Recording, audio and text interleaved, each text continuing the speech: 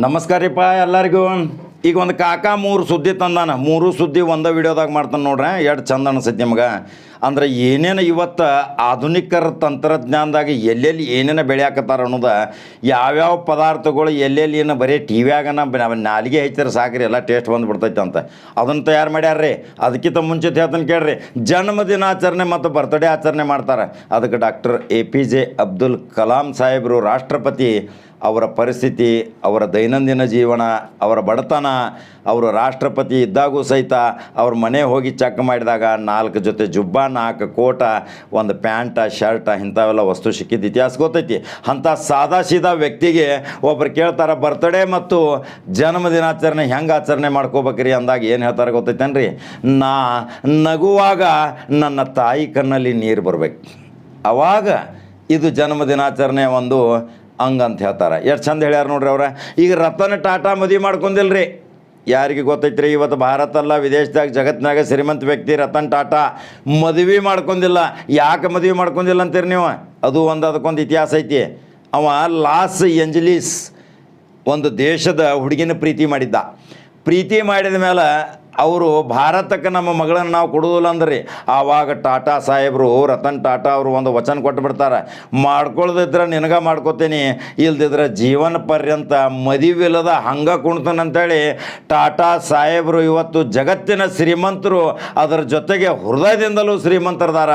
ದಾನ ಧರ್ಮದಾಗ ಮೊದಲನೇ ಕೈ ಅಂದ್ರೆ ಟಾಟಾ. ಇವತ್ತು ಎಷ್ಟು ಟಾಟಾ ಗಾಡಿಗಳು ತೊಗೊಂಡು ಓಡಾಡ್ತಾರೆ. ಮಜಬೂತ್ ಮತ್ತು ಗೈಟಿ ಅಂದ್ರೆ ಟಾಟಾ ಗಾಡಿಗಳು ಅಂತಾರೆ ನೋಡ್ರಿ ಎಲ್ಲರೂ. ಅದ್ರ ಸಲುವಾಗಿ ಟಾಟಾ ಅವರು ಸಾವಿರಾರು ಕೋಟಿ, ಲಕ್ಷಾಂತರ ಕೋಟಿ ಸರ್ದಾರ್ ಇದ್ದರೂ ಸಹಿತ ಮದುವೆ ಇಲ್ಲದ ಅವರೊಂದು ಘಟನೆದಿಂದ ನೋವಾಗಿ ಇನ್ನೂ ತನಕ ಮದುವೆ ಆಗಲ್ದನ ಆರಾಮ ಜೀವನ ಮಾಡಕತ್ತಾರ. ಹಂಗಾದ್ರೆ ಟಾಟಾ ಅವರ ಜೀವನ ಚರಿತ್ರೆ ಏನು ಅನ್ನೋದು ನೀವು ತಿಳ್ಕೊಬೇಕಲ್ರಿ. ಅದ್ರ ಸಲುವಾಗಿ ಇದನ್ನು ಹೇಳಕತ್ತಾನ ನೋಡ್ರಿ. ಇನ್ನು 3ನೇ ಸುದ್ದಿ ಒಂದು ಹೇಳ್ತಾನೆ ನೋಡ್ರಿ, ಎಷ್ಟು ಇಂಪಾರ್ಟೆಂಟ್ ಐತಿ. ನಿಯಾಶಿಟಾ ಅಂತೇಳಿ ಜಪಾನದ ಒಂದು ತತ್ವಜ್ಞಾನಿ, ನಿಯಾಶಿಟಾ ಅಂತೇಳಿ ನೆನಪಿಟ್ಕೋರಿ, ಭಾಳ ಇಂಪಾರ್ಟೆಂಟ್ ವಿಷಯ ಐತಿ. ಅವರೊಂದು TV ತಯಾರು ಮಾಡ್ಯಾರ್ರಿ. ಈಗ ಆ TV ಕಿಮ್ಮತ್ತೈತಿ $900. ಇನ್ನು ಬರ್ತೈತಿ, ಇನ್ನು ಸ್ವಲ್ಪ ದಿವ್ಸನಾಗ ಭಾರತಕ್ಕೂ ಬರ್ತೈತಿ, ಇನ್ನು ಜಗತ್ತಿನಾಗೂ ಬಂದೈತಿ.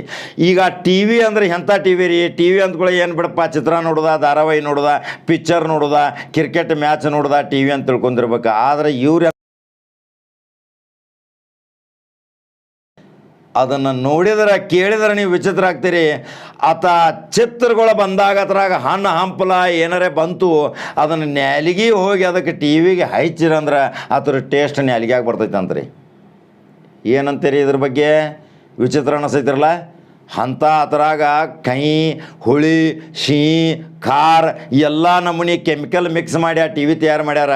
ಆ TV ಮನೆಗೆ ಬತ್ತಂದ್ರೆ ಚಿತ್ರ ಬರ್ತಿರ್ತಾವೆ. ಅದ್ರಾಗ ಏನೋ ಒಂದು ಧಾರಾವಾಹಿದಾಗ ಅದ್ರಾಗ ಹೊಗ್ಗಿ ವಾಸ ಬರ್ತೈತಿ. ಏನೋ ಒಂದು ಮೀನಾ ಕರಿದಿರ್ತಾರೆ, ಮೀನಾ ಹಿಂಗೆ ಚಿಕನ್ ತಂದೂರಿ, ಮಟನ್ ಕಬಾಬ, ಪ್ರತಿಯೊಂದು ಉಂಡಿ ಎಲ್ಲ ಮಾವಿನ ಹಣ್ಣು, ಬಾಳೆಹಣ್ಣು, ತರಕಾರಿಗಳು ಬಂದು ಅಂದ್ರೆ ಆ ನ್ಯಾಲಿಗೆ ಹೋಗಿ ಆ TVಗೆ ಹಚ್ಚಿದ ತಕ್ಷಣ ಅದ್ರ ಟೇಸ್ಟ್ ನಾಲಿಗೆಯಾಗಿ ಬರ್ತೈತಿ. ಎಂಥ ತಯಾರು ಮಾಡ್ಯಾರ್ರಿಪ್ಪ ಇವ್ರ? ಎಂಥ ಏನು ರೀಪ್ಪ ಇದು ತಲೆ ಇವ್ರದ? ಜಪಾನದವ್ರದ್ದು ಮಿದುಳು ಅಂದ್ರೆ ಜಗತ್ತಿನಾಗ ಭಾಳ ಶಾನ್ಯ ಮಂದಿ. ಆ ಶಾನ್ಯ ಮಂದಿ ಏನು ಮುಂದೆ ಒಂದು ತಯಾರು ಮಾಡಕತ್ತಾರ. ಇನ್ನು ನಾಷ್ಟ ಮತ್ತು ಮಧ್ಯಾಹ್ನ ಊಟ, ಸಾಯಂಕಾಲ ಊಟ ಮಾಡಂಗಿಲ್ಲ. 3 ಗುಳಿಗೆ ತಯಾರು ಮಾಡ್ಯಾರ. ಬೆಳಿಗ್ಗೆ ನಾಷ್ಟಕ್ಕೆ ಒಂದು ಗುಳಿಗೆ ತೊಗೊಳೋದು, ರಾತ್ರಿ ಒಂದು ಗುಳಿಗೆ ತೊಗೊಳೋದು, ಮಧ್ಯಾಹ್ನ ಒಂದು ಗುಳಿಗೆ ತೊಗೊಂಬಿಡೋದು. ಅದು ಎಷ್ಟು ನಮಗೆ ಬೇಕು ಶಕ್ತಿ ಊಟದ ಅಷ್ಟು ಆ ಗುಳಿಗೆ ಪ್ರಭಾವ ಕೊಡ್ತೈತೆ ಅಂತ್ರಿ. ಇನ್ನು ಮುಂದೆ ಏನೇನಾಗೋದು ರೀ? ಇನ್ನು ತಂತ್ರಜ್ಞಾನ ಏನೇನು ಮುಂದೆ ಬರೋದು? ಈ TVಗೆ ಬಿಡುಗಡೆ ಮಾಡ್ಯಾರ. $900 ಅದಕ್ಕೆ ರೇಟ್ ಇಟ್ಟಾರ. ಇನ್ನು ಸ್ವಲ್ಪ ದಿವ್ಸನಾಗ ಮನ್ಯಾಗ TV ಬಂದು ಅಂದ್ರೆ ಇನ್ನು ಅಲ್ಲಿ ಏನಾರ ಚಾಕ್ಲೇಟ್ ಬತ್ತಂದ್ರೆ ಹುಡುಗರು ಆ TV ನಕ್ಕುದ, ಐಸ್ ಕ್ರೀಮ್ ಬತ್ತಂದ್ರೆ ಹುಡುಗರು TV ನಕ್ಕುದ. ಆ TV ಹಾಕಿದ ತಕ್ಷಣ ಅಂತ ಟೇಸ್ಟ್ ಬರ್ತೈತಿ. ಅದರ ಸಲುವಾಗಿ ಆ TV ಹೆಂಗೆ ತಯಾರು ಮಾಡ್ಯಾರ, ಅದ್ರಾಗ ಏನೇನು ಪದಾರ್ಥ ಹಾಕ್ಯಾರ ಅದನ್ನು ಎಲ್ಲ ತೋರಿಸ್ಬೇಕಲ್ರಿ. ಹಂಗಾರ ನಂಬರ್ 1 ಚಾನಲ್ ಫಾಲೋ ಮಾಡ್ತೀರಿ, ನಂಬರ್ 1 ಚಾನಲ್ ಲೈಕ್ ಮಾಡ್ತೀರಿ, ಶೇರ್ ಮಾಡ್ತೀರಿ. ಮತ್ತಿಂಥ ವಿಚಿತ್ರ ಸುದ್ದಿಗಳನ್ನ ತೊಗೊಂಬರ್ತಾನೆ. ಬರೀ ರಾಜಕಾರಣ ಸುದ್ದಿ ಕೇಳಿ ನಿಮಗೂ ಬೇಸರಾಗತ್ತಿರ್ಬೇಕು. ಕಾಕ ಇಂಥ ಸುದ್ದಿನೂ ಹೇಳೋ ಅಂಥೇಳಿ. ಇನ್ನು ಮುಂದೆ ಹಳಿ ಕಾಲದಾಗ ಹೆಂಗೆ ಜನಜೀವನ ಇತ್ತು, ಏನೇನು ನಾವು ಜನಜೀವನದಿಂದ ಬಂದೀವಿ, ಆ ಹಳೆಯ ಕಾಲ ಪದ್ಧತಿ ಬಿಟ್ಟ ತಕ್ಷಣ ನಮಗೆ ಹೆಂಗೆ ಮಾರಕ ರೋಗಗಳು ಬರಾಕತ್ತಾವ ಅನ್ನೋದ ಮೊನ್ನೆ ಒಂದು ವಿಡಿಯೋ ಮಾಡಿದ್ನಿ. ಮತ್ತು ಜನ ನನಗೆ ಹೇಳಕತ್ತಾರ ಕಾಕ ಇನ್ನೊಂದು ವಿಡಿಯೋ ಮಾಡಂತೇಳಿ. ಮತ್ತು ನಾಳೆ ಮಾಡ್ತಾನೆ, ಭಾಳ ಚಂದ ವಿಡಿಯೋ ಮಾಡ್ತಾನೆ, ಅದನ್ನು ನೋಡಕ್ರೆ. ಹಾಗಾದ್ರೆ ಈಗ TVಯಾಗ ಬಂದಂಥ ಆಹಾರ ಪದಾರ್ಥ ಮತ್ತು ಹಣ್ಣು ಹಂಪಲುಗಳು, ಸಿಹಿ, ಶಿರಾ, ಉಪ್ಪಿಟ್ಟು ಏನು ಬಂದ್ರೂ ನ್ಯಾಲಿಗೆ ಹಚ್ಚಿ ತಕ್ಷಣ ಆ ಟೇಸ್ಟ್ ನ್ಯಾಲಿಗೆಗೆ ಬರ್ತೈತೆ. ರತನ್ ಟಾಟಾ ಮದುವೆ ಯಾಕೆ ಮಾಡ್ಕೊಳ್ಳಿಲ್ಲ? ಅಬ್ದುಲ್ ಕಲಾಂ ರಾಷ್ಟ್ರಪತಿ ಜನ್ಮ ದಿನಾಚರಣೆ ಮತ್ತು ಬರ್ತ್ಡೇ ಸಲುವಾಗಿ ಏನು ಹೇಳ್ಯಾರ ಸಂಪೂರ್ಣವಾದ ವಿವರ ನಂಬರ್ 1 ಚಾನಲ್ದಾಗ ಮಾತ್ರ ನೋಡ್ರಿ. ಹಂಗಾದ್ರೆ ಕಾಕಾನ್ ಚಾನಲ್ಗೆ ಸಬ್ಸ್ಕ್ರೈಬ್ ಆಗ್ತೀರಿ, ಫಾಲೋ ಮಾಡ್ತೀರಿ. ಇದ್ರ ಬಗ್ಗೆ ಅನಿಸಿಕೆ ನಿಮ್ಮ ಏನದಾವ ನನ್ನ ಕಮೆಂಟ್ ಬಾಕ್ಸ್ನಾಗ ತಿಳಿಸಿರಲ್ಲ. ಯೂಟ್ಯೂಬ್ದಾಗ ಸಬ್ಸ್ಕ್ರೈಬ್ ಆಗ್ರಿ. ಮತ್ತೆ ಬೇರೆ ಸುದ್ದಿ ಹೋಗಿ ಬರ್ತಾನ್ರಿಪ್ಪ. ನಮಸ್ಕಾರ. ಬರ್ತ್ಡೇ ಅಥವಾ ಜನ್ಮದಿನ ಅಂದ್ರೆ ಏನು?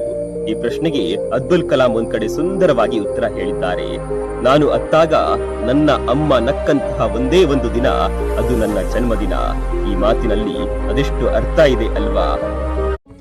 ರತನ್ ಟಾಟಾ ಭಾರತದ ಹೆಮ್ಮೆಯ ಉದ್ಯಮಿ, ಜಗತ್ತಿನ ಶ್ರೀಮಂತ ವ್ಯಕ್ತಿಗಳಲ್ಲಿ ಒಬ್ರು.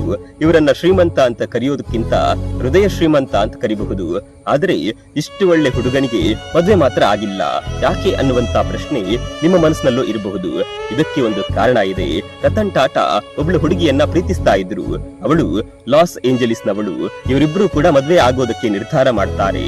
ಆದ್ರೆ ಹುಡುಗಿ ಮನೆಯವರು ಈ ಮದುವೆಗೆ ಒಪ್ಪೋದಿಲ್ಲ. ಕಾರಣ, ನಾವು ನಮ್ಮ ಹುಡುಗಿಯನ್ನ ಭಾರತಕ್ಕೆ ಕಳಿಸೋದಕ್ಕೆ ಆಗೋದಿಲ್ಲ ಅಂತ. ಇದೇ ಕಾರಣ ಇಟ್ಕೊಂಡು ಆ ಹುಡುಗಿಗೆ ಬೇರೆ ಮದ್ವೆ ಮಾಡ್ತಾರೆ. ಆದ್ರೆ ರತನ್ ಟಾಟಾ ಅದಕ್ಕಿಂತ ಮೊದಲೇ ಆ ಹುಡುಗಿಗೆ ಒಂದು ಮಾತು ಕೊಟ್ಟಿದ್ರು, ನಾನು ಒಂದು ವೇಳೆ ಮದ್ವೆ ಆದ್ರೆ ನಿನ್ನನ್ನ ಮಾತ್ರ ಅಂತ. ಈ ಮಾತನ್ನ ರತನ್ ಟಾಟಾ ಇವತ್ತಿನವರೆಗೂ ಉಳಿಸಿಕೊಂಡು ಬಂದಿದ್ದಾರೆ.